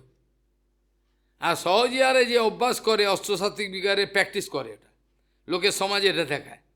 বিশ্বনাথ চক্রবর্তী বলছেন, বিশ্বনাথ চক্রবর্তী এগুলো ব্যাখ্যা করেছেন, আমিও কোনো সময় করব নিশ্চয়ই। বিশ্বনাথ চক্রবর্তী বলছেন সাবধান থাকবেন, যারা সহজিয়া তাদের হৃদয়টা পিচ্ছিল, পিচ্ছিল মানে স্লিপি, ইচ্ছে করে ওরা প্র্যাকটিস করে বানায়। ওরা দেখলেই, ভক্তিময় ঠাকুর লিখেছেন যে এদের কি ভক্তি আমি জানি না, এরা যে কোনো সবাই গিয়ে চোখের জল ফেলে, নাচতে আরম্ভ করে, আবার যখন অন্য জায়গায় যায় সেখানে ভক্তিময় আর্টিকেলে লিখেছেন, হে মহোদয়গণ, তাদের ভক্তি কী প্রকার ভক্তি তা আমি বলতে পারছি না। তারা যে কোনো পরিস্থিতি যাবেন, তারা ভক্তি প্রতিকূল পরিবেশও এখানে মিশে গেল। ভক্তিময়টাও বলছেন, যারা বাস্তবিক শুদ্ধ ভক্তির পক্ষপাতী, তারা সবসময় ভক্তিদেবীর চরণে, গুরু বৈষ্ণব চরণে কোনো মতে যেন অপরাধ না হয় সেই ব্যাপারে তারা সদা সতর্ক থাকেন। তারা ভক্তি প্রতিকূল পরিবেশে গিয়ে নিজেকে মানিয়ে নিতে পারেন না, এই জন্য ওরা যান না। কেন? একটা সভাতে বসে রয়েছেন, তারা কাউকে অপমান করেন না, কিন্তু পরিস্থিতিটাই এমন, সেখানে গিয়ে বসে তার আনন্দ লাগছে না, ভক্তিমঠ নিজে বলছেন। কিন্তু ওরা দোষারোপ করবেন, ওরা বলবেন উনি অহংকারী, আর তাহলে প্রভুপাদ অহংকারী, ভক্তিমঠ ঠাকুর অহংকারী, আমিও অহংকারী, ভালো, অপত্তি কিছু নেই, যদি তাই মন্তব্য হয়। যেখানে ভক্তিমঠ ঠাকুর বলছেন প্রতিকূল পরিবেশে তারা গিয়ে আনন্দ পায় না, ওই জন্য যায় না। কি জন্য যাবে? কিছু কাপড় আর প্রণামী দেবে, তা খাবে তো না, কি আনন্দ পাবে? আনন্দ পায় না তারা। ভক্তিমঠ নিজে বলেছে, এটা কাটিং করে ওদেরকে শোনাবে। ভক্তিমঠ বলছেন, ভক্তি প্রতিকূল পরিবেশে তারা গিয়ে আনন্দ পান না, তারা আনন্দ পান না, তাদেরকে বলতে দেওয়া হবে না, আর বলতে গেলে 5 মিনিট, বা মাইকটাকে কারেন্টটাকে বন্ধ করে দিল। আমার সঙ্গে গেছিল, বিরাট লক্ষ লক্ষ টাকা ব্যয় করেছে প্যান্ডেলের, যেই আমি বলতে আরম্ভ করলাম বন্দনা, সঙ্গে মাইক থেকে অফ করে দিল, ওই কথাটা বাইরে যাবে। কিন্তু গলার জোরটা কোথায় বাঁধাবি, সিংহের গলা, সেই গলার জোরটা তো বাঁধা আটকাতে পারলি না, সেটা তো রয়েছে, হাজার হাজার লোক শুনলো, সঙ্গে সঙ্গে মাইক। আমি ওখানে বললামও, এই হচ্ছে এদের অবস্থা, এরা লক্ষ লক্ষ টাকা ব্যয় করবে, মূর্খের দল, কিন্তু মাইকটা যেন না বন্ধ হয় এই ব্যবস্থা করবেন, সেখানে নজর নেই। যেখানে প্রভুপাদ বলছেন যদি মাইকের স্ট্যান্ডটা পড়ে যায়, আরে তোর পৈতেটা রয়েছে ওটা দিয়ে বাঁধ, তোর পৈতে রয়েছে ওটা দিয়ে বাঁধ। এই পৈতাটা দিয়ে বাঁধাটাই হলো বলরামের কাজ, সেবা, হরিকথার বিঘ্ন হলো না। আর এই পাগলগুলো কার কাছ থেকে কী শিখেছে, কী শিখলো? প্রভুপাদ পৈতেটা দিয়ে বাঁধ, ওইটাই তো এখন হরিকথা হবে। তাহলে পৈতের উপর হরে কৃষ্ণ করবি, কী করবি? পৈতে দিয়ে বাঁধতে এবার পৈতের উপযোগিতা হয়ে যাবে। এই হচ্ছে সত্যিকারের সিদ্ধান্ত। কাজেই কথং বিনা রোম হর্ষম দেবতা চেতসা, বিনা বিনা আনন্দ সুকলয়া শুদ্ধেদ ভক্ত্যা বিনাশ্রয়।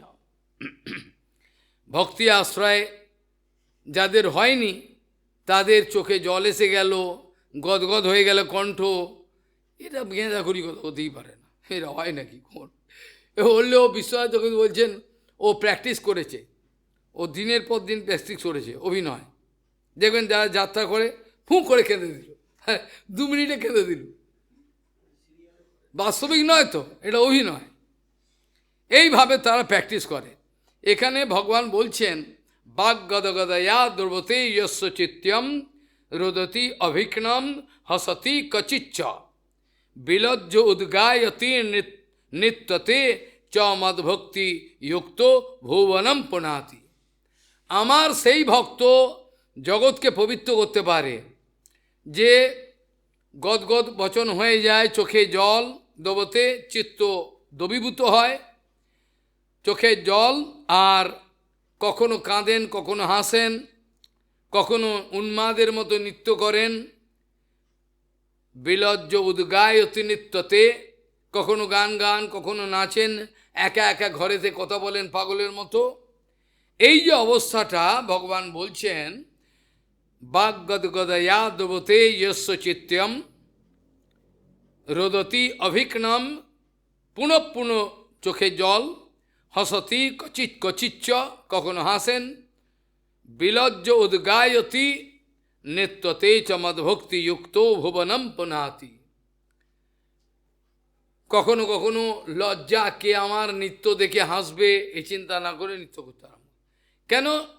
নৃত্য বা গান এটা হলো চিত্তের অবস্থার বহিঃপ্রকাশ। নৃত্য বা গান কীর্তন এগুলো যা কিছু এই যে করে, এরা চিত্তের যে পরিস্থিতি তার বহিঃপ্রকাশ নৃত্যটাকে বলা হয়। এই জন্য নৃত্যের বিভিন্ন রকম পোজ আছে, এই নিয়ে বিরাট পড়াশোনা, কেউ কেউ ডক্টরেট করে। এক একটা পোজের উপর নৃত্যের কোন সময় কি হাত কেন, পুরো ওই নৃত্যের মাধ্যমে প্রমাণ করে দেবে, পুরো নাটকটা নৃত্যের মাধ্যমে দেখিয়ে দেবে। কিন্তু আমরা ততটা বুঝবো না, আমরা নৃত্য দেখিনি। যারা নৃত্যের কলাকৌশলী জানেন তারা জানেন এই হাত এমন কেন করছে, এরম কি করছে সব বুঝবে। মুখ এদিকে করলেন কী কারণ, যেমন জগন্নাথের সামনে জগন্নাথ বল্লভ নাটক, জগন্নাথ বল্লভ নাটক আমাদের রায় রামানন্দ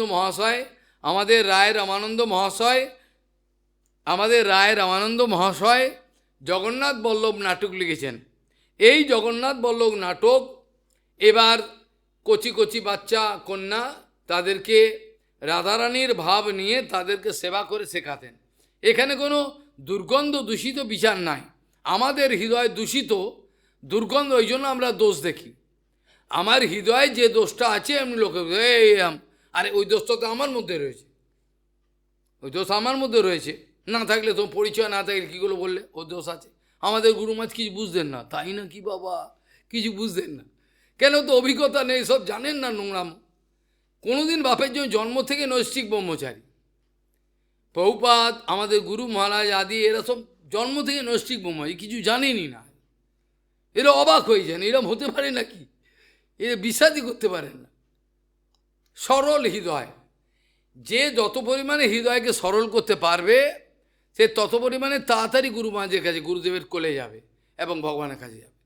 যে যত জটিলতা তত মরবে, তত মরবে বেটা, ও ভাই যত চালাকি ও তত মরবে, কিচ্ছু করার নেই। এই জন্য বলছেন লজ্জাকে উপেক্ষা করে নিয়ে ভগবানের আনন্দের জন্য নৃত্য করা। আজকে রায় রামানন্দ মহাশয় যদি ওই শিক্ষাটা না দিতেন তাহলে এখনো পর্যন্ত জগন্নাথ বল্লভ নাটক, জগন্নাথের শয়নের আগে দেবদাসীরা আসে, এসে ওই নেটক কেউ দেখবে না, কাউ দেখার অধিকার নেই, কোনো কেউ থাকবে না, কোনো পাণ্ডব না কেউ না, ওরা নৃত্য করবে, বেরিয়ে যাবে, বন্ধ করবে, চলে আসবে, দরজা বন্ধ করা অবস্থায় ভেতরে নৃত্য করবেন দেবদাসী, তারা জগন্নাথের ওই নৃত্য কলাকুশল দেখাবেন, তারপর জগন্নাথ স্বয়ং যাবেন, ওরা বেরিয়ে আসবেন, কেউ দেখবে না, কাউ দেখার অধিকার নেই, একমাত্র জগন্নাথ, আর কেউ না। কাজেই ভগবান শ্রীকৃষ্ণ বলছেন, দেখো আমার এই ধরনের যারা ভক্ত আছেন, আমার এই ধরনের যারা ভক্ত আছেন তারা সমগ্র জগৎকে পবিত্র করতে পারে। ভগবান বলছেন এই ধরনের আমার যে ভক্ত তারা জগৎকে পবিত্র করতে পারে, ভবনম পনাতি। ভগবান বলছেন যথা অগ্নিনা হেমম মলম জাহাতি ভাত্মম পুনঃ স্বভজতে চরূপম। ভগবান বলছেন যেমন সোনার ভেতরে অনেক রকমের ভেজাল থাকতে পারে, থাকে তো, হ্যাঁ, সোনাতে ভেজাল থাকে, কিন্তু সেই সোনার ভেজালগুলোকে জ্বলন্ত অগ্নিতে পোড়ানো হয়, ভয়ঙ্কর অগ্নি, সেই অগ্নির তাপ এত বেশি যে ভেতরে যত মলগুলো থাকে সেগুলো সব বেরিয়ে যাবে, আর সেই সোনার ঔজ্জ্বল্য তত পরিমাণে বৃদ্ধি পাবে। দশবান হেম লেখা আছে, যে যত পরিমাণে পোড়াবে, ঠিক সেরকম আমাদের আত্মা যে অবস্থায় রয়েছে তাতে এই কষ্ট আদি যা কিছু দেখে এবার ধীরে ধীরে এটা যত পরিমাণে এ হবে তত সংসারের অনিত্যতা, সংসার কিছু নয় এটা অনুভব হবে। সংসারের অনিত্যতা অনুভব হচ্ছে না, বেশ খাবো দাবো, মোবাইল দেখছি, খাচ্ছি যাচ্ছি, আবার এই করছি, এটা ভগবত প্রাপ্তির লক্ষণ নয়। ভগবত প্রাপ্তির লক্ষণ হলো দিন রাত হাউতাস, আমার জীবন চলে গেল, আমার ভগবান পেলাম না, দিন রাত খালি চিন্তা, আমার তো কিছু হলো না, আমার তো কিছুই আমি করতে পারলাম না, ভগবান কবে আমার মরবো, চলে যাব, আমার হলো না। এই হাউতাস যতক্ষণ না আসবে ততক্ষণ সে ভজন করছে বা করবে এর কোনো আশাই নাই, সে গুড়ে বালি। যথা অগ্নিনা হেম মলম জাহাতি ধাত্মম পুনঃ স্বং ভজতে চ রূপম। ভগবান বলছেন সোনাকে উদ্ধব যত পরিমাণে পোড়াবে সে তত নিজের স্বরূপে প্রতিষ্ঠিত হয়ে যাবে, অর্থাৎ সোনার ঔজ্জ্বল্য বৃদ্ধি হবে, সোনার ভেতরে যত রকম ভেজাল ছিল সেগুলো পুড়ে পুড়ে পুড়ে পুড়ে এখন নির্মল সোনা। এটা ভগবান উদাহরণ দিচ্ছেন, এই উদাহরণটা অত্যন্ত ভালো। সোনাকে যত গলাবে পোড়াবে তত ভালো, উত্তেজিত হলে হবে না, রেগে গেলে হবে না। বৈষ্ণব মানে হলো ধৈর্যের প্রতিমূর্তি। বৈষ্ণব যদি রেগে গিয়ে দুম করে মেরে দিল, দুম করে তাড়িয়ে দিল, দূর হ, এই তো বৈষ্ণব গীতা। বৈষ্ণব ধৈর্য করবে, এই জীবাত্মাটার প্রতি কৃপা আছে, একে কী করে বাঁচানো যায়, ভুল করলো আবার দেখি, এ কিছুতেই ছাড়বে না।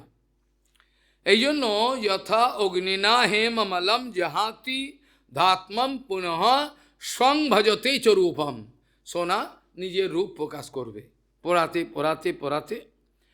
আত্মা চ কর্মানুশয়ো বিধুয়ো মদ্ভক্তি যোগেন ভজতি অথো মাম। এইভাবে সাংসারিক দুঃখ সাংসারিক দুঃখ, সাংসারিক অনিত্যতা অনুভব করার পর যখন আমার ভক্তের চরণে শরণাগত হবে, সরলভাবে কুটিলতা ছেড়ে দিয়ে, তখন তার কৃপাতে খুব শীঘ্রই অনুভব করবে, কারণ তার ভক্তি চলে আসবে। ভগবান বলছে আত্মা চ কর্মানুশয় বিধুয়, আত্মার যে কর্মগ্রন্থি, কর্মের যে প্রলেপ প্রলেপ মানে লেয়ার আছে, এই যত কিছু আছে এগুলোকে আমার ভক্তি পুড়িয়ে দিতে পারে। এগুলোকে, এই যে যত অনর্থ আছে, যা কিছু আছে, আমার ভক্তি এগুলোকে অনায়াসে পুড়িয়ে ছাই করে দেবে। আর পড়ালে পরেই এবার তারপর ঠিক হয়ে যাবে। এই জন্য বলছেন যত আত্মা চ কর্মানুশয়ম, কারণ অনাদি কর্ম ফলে পরিভবার নবজলে তরিবারে না জেগে। আবার চৈতন্য চৈতন্যতে কি বলছে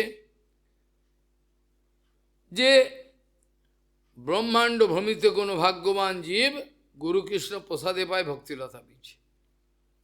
কোনো ভাগ্যবান জীব, এ সম্বন্ধে কোনো ভাগ্যবান কাকে বলে, এটা শুনলে মাথা খারাপ হয়ে যাবে, এত সুন্দর ব্যাখ্যা। এরা বলছেন যদিও কর্ম অনাদি, যদিও কর্ম অনাদি, ভক্তিবিনোদ ঠাকুর জৈব ধর্মে ব্যাখ্যা করছেন কর্মটাকে অনাদি কেন বলা হয়েছে। বলছে এর কবে যে শুরু হয়েছিল কেউ জানে না। আমাদের জড়কালের মধ্যে, আমাদের জড়কালের যতদিন থেকে সূচনা হয়েছে, কখন যে এটা হয়েছে তার আগে কখন হয়েছে আমরা জানি না, এই জন্য অনাদি বলছে। কর্ম যদিও অনাদি, অনন্তকাল ধরে কর্মের এই প্রকোপ, এখন এই জন্ম, আবার ভুল কাজ করে আবার জন্ম হবে, আবার মরবে, আবার জন্ম, এ চললো অনন্তকাল। বুদ্ধিমান ব্যক্তি অতএব মায়ামোহ ছাড়ি বুদ্ধিমান নিত্য তত্ত্ব কৃষ্ণ ভক্তি করুণ সন্ধান। অতএব মায়ামোহ ছাড়ি বুদ্ধিমান নিত্য তত্ত্ব কৃষ্ণ ভক্তি করুণ সন্ধান। যদি বুদ্ধিমান হন আর কিছু করবেন না, বুদ্ধিমান যদি হয়, নাহলে করবেন না, ওই সংসারে ওই চাটনি খাবে। শকুনের নজর হলো ভাগাড়ের দিকে, এদিক ওদিক তাকাচ্ছে, আরে ওদিকে তাকিও না, ওটা কিছু না, ওটা মায়া, ওদিকে তাকাতে হবে না, ওদিকে কি দেখবে, এদিক ওদিক তাকাচ্ছে সব ভালো করে। এই জন্য বলছেন আত্মা চ কর্মানু স্বয়ং বিধূয় মদ্ভক্তি যোগেন ভজতি অথো মাম।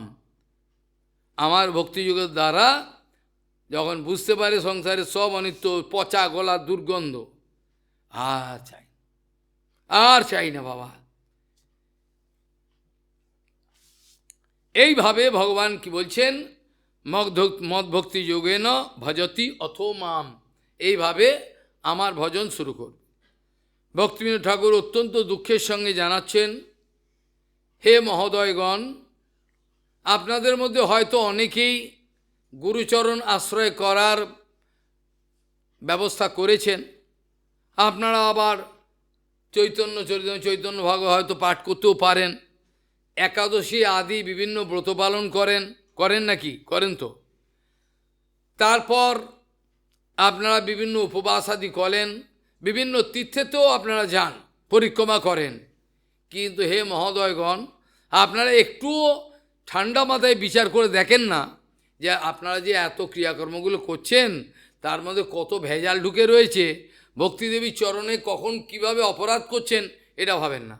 নামও করছেন, নাম নিয়েছেন, হরে কৃষ্ণ করছেন, তিলক মেলে ঘুরছেন, সবই করছেন, কিন্তু হ্যাঁ মহোদয়গণ, আপনারা বিচার করছেন না যে এই আপনারা যে পরিপাটি ভজনের দেখাচ্ছেন লোককে, এর মধ্যে আপনাদের কত ভেজাল ঢুকে রয়েছে, কতটা অপরাধ হচ্ছে ভক্তিদেবীর চরণে, এটা ভাবেন না। ভক্তিদেবীর চরণে কতটা অপরাধ করে এটা আপনারা ভাবেন না। গুরুপাদ থেকে অনেকেই বলতেন, মহারাজ, বিশেষ করে ফরেনাররা, আমরা ধামে আছি মহারাজ, মহাপ্রসাদ পাচ্ছি, সাধুসঙ্গ করছি, হরিকথা, গঙ্গায় স্নান করছি, কিছু উন্নতি হচ্ছে না কেন? গুরুমা হেসে বলতেন, উন্নতি হবে কি? উন্নতি কি করে হবে ভেবে দেখেছো? কোথায় কোথায় অপরাধ হচ্ছে, যেটা পাচ্ছ গোগ্রাসে গিলছো, ওটা মহাপ্রসাদ হলো কি না, আদৌ মহাপ্রসাদ কি না, যে গুরুর কাছে আশ্রয় নিয়েছো সে গুরু আদৌ গুরু কি না, যে নামটা করছো অপরাধের সঙ্গে করছো কি না, ধামেতে কোনো ধাম অপরাধ করছো কি না তো ভাবো না। এগুলো ভেবেছো? যদি এগুলো ভাবতে তাহলে আজকে আমার কাছে আসতে হতো না এই প্রশ্নটা নিয়ে। যদি তোমরা এটা ভাবতে পারতে তাহলে আমার কাছে এই প্রশ্ন নিয়ে, এই সস্তা প্রশ্ন নিয়ে আসতে না। আরে আমি সদ্গুরু চরণ আশ্রয় করেছি, যদি সে সদ্গুরু হয়ে থাকে সে আবার কেমন গুরু? সে আমাকে কৃপা করতে পারবে না? আমি নিষ্কপট, আমাকে কৃপা করতে পারবে না? হয় নাকি এটা? আরে আমি নিষ্কপট, আমাকে গুরু কৃপা করবে না? হয় হয় আমি ভেজাল, নয় গুরু ভেজাল, দুটো একটা তো হবে। হ্যাঁ, তো দুটো একসঙ্গে হতে পারে না। ঠিক সেমন ছোটোবেলায় বাচ্চা বয়সে যখন বাচ্চাগুলো একসঙ্গে লুডো খেলা খেলতো না, লুডো খেলে এবার লুডো প্লেটে ওই সাপের খেলা, এখানে খেলতে খেলতে খেলতে খেলতে এখানে যেই 5-এ এসছে দুম করে 99 চলে গেল, পুট বলছে আর কোনো জায়গায় যেতে হবে না, পুরো 99। আর এম ভাই এই ওটা হচ্ছে পাশা খেলার মতো, টুক করে ছাড়লো। যেই আবার 1 পড়ে গেল, তা আবার সাপের মুখে বলল, আবার সে নেমে গেল। যা, এত উপরে উঠলাম, উঠে আবার নিচে নেমে গেল। সাপ খেলা হয়েছে না, বাচ্চাগুলো খেলে না সাপ খেলা সাপের লুডো আছে, খেলতে খেলতে ও বাচ্চাটা খেলতে গেলে কী আনন্দ, দুম করে উঠে গেছে, আমি জিতে গেলাম। আর ওর কপালে জানে না, এরপরে ফুট পড়লো, 98 গেছে, 99 সাপের মুখ ধুম করে চললে, যা হয়ে গেল। ঠিক সেমনভাবে আমি কম্পিটিটিভ এক্সাম, যারা পরীক্ষার জন্য কম্পিটিটিভ এক্সাম দেয়, তাদের দেখা যায় 100টা প্রশ্নের উত্তর দিতে হবে, 100টা। আর ইচ কোয়েশ্চেন বিয়ারিং 1 মার্ক, প্রত্যেকটা কোশ্চেনে 1 মার্ক দেওয়া আছে। এবং কন্ডিশন হলো, যদি সঠিক জানা থাকে উত্তর দেবে, নালে উত্তর দিও না, কারণ মাইনাস মার্ক আছে, পেনাল্টি মার্ক। অর্থাৎ 100টা, কেউ যদি কোনো একটা ছাত্র যদি 100টা উত্তর দিয়ে থাকে, তার মধ্যে 50টা যদি ভুল করে থাকে, 50টা ঠিক করে থাকে, তার 0 মার্ক পেয়ে গেল। বোঝা গেল কি বললাম? 50টা ঠিক উত্তর দিয়েছে আর 50টা ভুল উত্তর দিয়েছে, তাতে কি হলো? সে 50 - 50 0 হয়ে গেল। ওই মূর্খ যদি যেগুলো ভালো জানা আছে উত্তর দিয়ে বাকিগুলো ছেড়ে দিত, তাহলে কিন্তু হয়ে যেত, পরীক্ষায় বেরিয়ে যেত। কিন্তু তা হলো না। ও ভাবলো বোধ আমি সব উত্তর দেবো, উত্তর দিয়ে জানে না, 50টা ঠিক করেছে, 50টা ভুল, 0। তাহলে এত কষ্ট করে পরীক্ষায় সব করে সব সিট পড়লো, এদিক ওদিক গিয়ে লাস্টে 0 পেয়ে গেল। তা আমাদের ভজনও এরকম, রোজই আমি উঠছি, 3টে 4টে উঠছি, হরে কৃষ্ণ হবি করছি, কিন্তু ভুলগুলো হচ্ছে, পিছিয়ে যাচ্ছি। এগুলো বুঝছে না। ভজনের উন্নতিটা তো নিজেকে করতে হবে। গুরু বৈষ্ণবের কৃপাটা নেওয়ার ক্ষমতা থাকা চাই। তারা কৃপা করছেন না তা তো নয়, কৃপা না করলে তো ওরা চলেই যেতেন, আমি চলে গেলাম। কৃপা করবে বলুন তো আছেন, কিন্তু নেওয়ার ক্ষমতা নেই। এই করলো একটু কি, তারপর বিপরীত করলো, নেগেটিভ মার্ক, এই করতে করতে ভুল। আজ এইখানে চর্চার বিশ্রাম দেওয়া প্রয়োজন মনে করি, কারণ সময় অধিক হয়েছে, আপনাদের যেতে হবে। নিবৃত্ত তর্ষৈরূপগীয়মানাৎ ভবৌ সদাচ্ছত্র মনোভিরামাৎ কৌত্তম শ্লোক গুণানুবাদাৎ বিরামেত বিনা পশুঘ্নাৎ বাঞ্ছাকল্পতরুস্য কৃপা সিন্ধুভ্যশ্চ পতিতানাং পাবনেভ্যো বৈষ্ণবেভ্যো নমো।